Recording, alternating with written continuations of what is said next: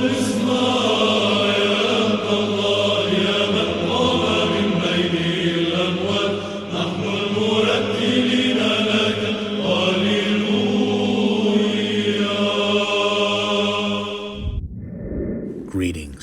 Wanted to make a very quick video on a question which I've had for a while now.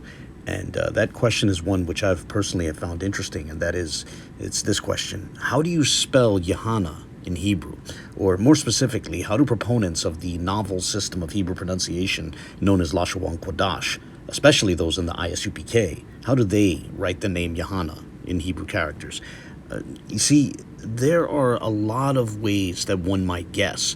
For example, going by Lashawan Quadash phonetics, one might guess Yod He Nun, or as proponents of Lashawan Quadash pronounce those characters Yahanna. But that itself would raise some questions, like, for example, are you sure that they vocalized the last character? The vocalization of the last character is actually a subject which will come up a bit later in this video, but another question is, what are we to make of the double N in the transliteration of the name into Latin characters, right? Why do one Westers consistently double that consonant? And might it reflect a double nun in the spelling of the name in Hebrew characters? That's an interesting question. Fortunately, we don't have to guess, as there are videos which show classes held by the ISUPK, by the Israelite School of Universal Practical Knowledge, which is one of the One West splinter groups.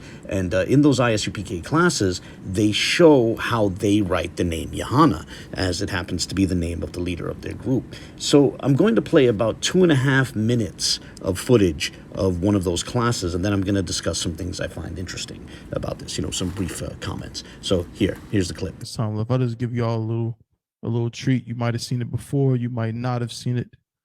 So this is what we'll do. Last about 5 minutes of class. I'm going to show you how to write and to know what some of the generals' names are, what they mean. That's what we'll do. So I'll leave this here. Leave that here. The first general's name. Does anybody know what Commanding General Yahanna's name means?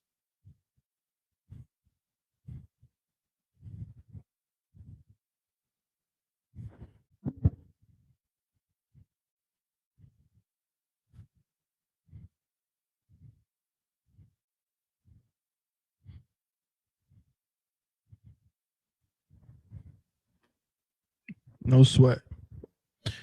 Commanding General Yahanna, his name means joy or happiness. That's what Commanding General Yahanna's name means. And in ancient, again, the same thing we just learned. So we have what? We have now this could be confusing if you're not familiar. We got the Ya. We have a Ha and a Na. See these two ends together? We know that there's obviously nothing between them. So this has to be with the Hun and then the Na. Yahanna. Right? 4 symbols. In ancient, we write it as such. Salakia.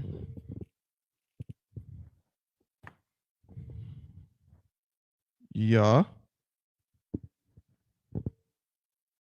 Ha, Yahan. No, 2 Nas together. Right? But one is connected to what comes before it, and the other one sits on its own. So we have Ya, Han, Na. Right? That is how you write Commanding General Yahanna's name in ancient. Okay, so notice the spelling he wrote on the board. Yod He Nun Nun. I personally think the spelling has the potential to reveal certain things about the development of Lashawan Qudash, which I'd like to explore ever so briefly in this video. So we have the Lashawan Qudash name Yahanna, and now we have the way proponents of the Lashawan Qudash spell it in Hebrew.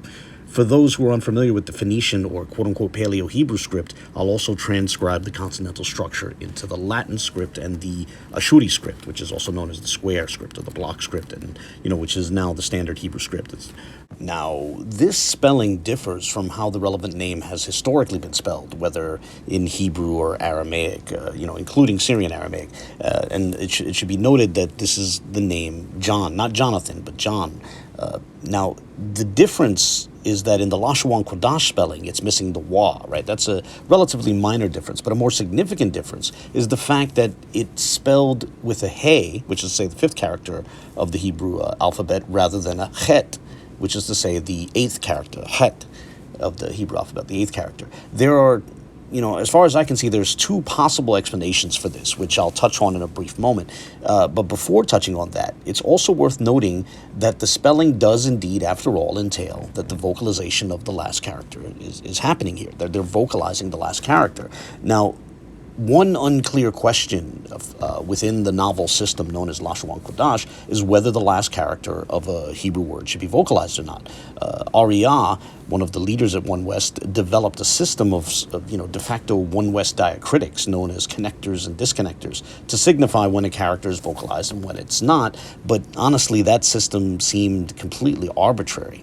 What I would propose is that in an earlier stage of the development of Lashawan Qudash, back in the days of Abba Bivens, it was much more common to vocalize the last character. And this was alluded to by a man who remembers those days, a man known as Nasi Barak. And I'd like to play a relevant clip from his interview with that was played on the Uzziel Lewi page. Here, listen to this. Then I learned Derek Abbott. Derek Abbott is the one that Abba used to teach us. It's called the way of our fathers, I learned that, but I really thought that. Derek Abbott, Moshe, he used to teach that. Yeah, Derek Abbott. That's the way, the Hebrew, but it's the way of our fathers, like Derek Abbott. The way of our fathers. Like Shalom, how they speak like that. It was instead of saying Shalom, they say Shalama. Shalom. They say Barakata, And it was Abba told me that he was reading the Tanakh one time, and some man appeared in his kitchen in a gray suit. I said, "Yeah, you sure?" He said, "Yeah," and this man showed him how to read it, and that's why he called it Derek Abbott. But I didn't like it, but I learned it too, but we don't use it, because we use Sephardic, that's the kind of Hebrew we speak. Sephardic. Okay, the point I wanted to illustrate with that clip is that there was a time when iWest vocalized the last character or consonant in a word, in a Hebrew word. At the very least, it was more common in Bivens' time. Nasi Barak already gave one example. In Bivens' time, the word for peace was shalama, with the last character vocalized. By the 90s, iWest was saying shalom with the last character unvocalized. And since then, some splinter groups have embraced the mater electionis for the word shalom, and they pronounce it shalawam. But either way, they too don't vocalize the last character. Interestingly enough, Faithful to God told me he encountered a woman on Clubhouse who was pronouncing the word for peace shalawama. So shalawam with the last character vocalized. That's pretty interesting. But whatever the case, another example which exists until this day is the Lashawan Quadash pronunciation of Israel, which is Yasher Allah. Yasher Allah. And I'm going to say Yasher Allah at first, right? Because this is relevant. In recent times, some have tried to not vocalize the last character, hence why you occasionally find folks who say Yasher Al. But iWest has historically pronounced the last character, so they vocalize the last character, hence Yasher Allah, right? You hear them yell, Kwam Yasher Allah! Kwam Yasher Allah! Kwam Yasher Allah! Kwam Yasher Allah! Kwam Yasher Allah! Kwam Yasher Allah! Kwam Yasher Allah! But on a side note, some have proposed that iWest wanted to vocalize the last character of the general word for God or deity, which is El. That way they could make El sound like Allah, and that, the speculation here is that this was done under the influence of Muslims, whether Orthodox Muslims or, the NOI or whatever. Now, again, that's admittedly speculative, but while many iWesters pronounce the word Yasher Allah, it is striking when you come across a iWester who pronounces instead as Yasher Allah. Hey, Yasher Allah! Yasher Allah! Hey, Yasher Allah!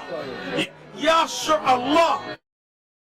moving on, another example that has continued to exist until this day is the word for spirit, pronounced Raucha in Lashawan Quadash, though popularly amongst One Westers they say Rakah. But nonetheless, the salient point is that they vocalize the last character in this word as well. They could have said Rawach, but instead they say Raucha.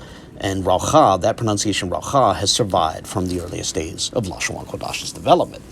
And now we can add the name Yahanna to the list of examples of Lashawan Quadash terms which vocalize the last character.